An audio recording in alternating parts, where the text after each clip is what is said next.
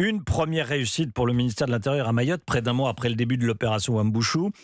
La destruction de l'un des plus grands bidonvilles du département français le plus pauvre a débuté ce matin.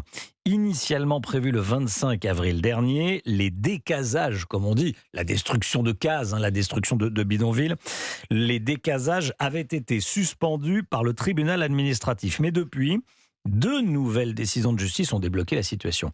Wilfried de Villers avec nous. Bonjour Wilfried. Bonjour. C'est le bidonville Talus 2 qui est concerné en premier lieu. Oui, exactement. Le bidonville qui est situé à Koungou, dans le quartier de Magicavo. Les pelleteuses y sont entrées en action tôt ce matin, vers 7h30, pour débuter la destruction. Donc ces destructions, au total 200 personnes, dont 150 gendarmes, sont mobilisés aujourd'hui pour les opérations qui devraient durer toute la semaine. Quelques 160 bangas, ces cases faites de tôle et de bois, sont concernées pour le seul quartier de Talus 2. Des destructions qui marquent en fait le véritable lancement de Wambouchou. Bonne nouvelle pour le député Les Républicains de Mayotte, Mansour Kamardine.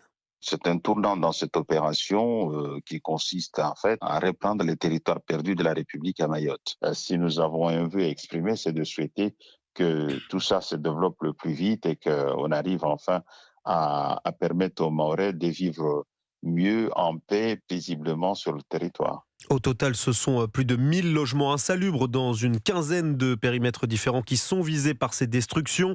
10 autres chantiers du genre doivent débuter dans les prochaines semaines. Des opérations marquées aussi par une reprise des expulsions. La liaison maritime est à nouveau ouverte entre Mayotte et les Comores. Wilfried de Villers, merci beaucoup Wilfried.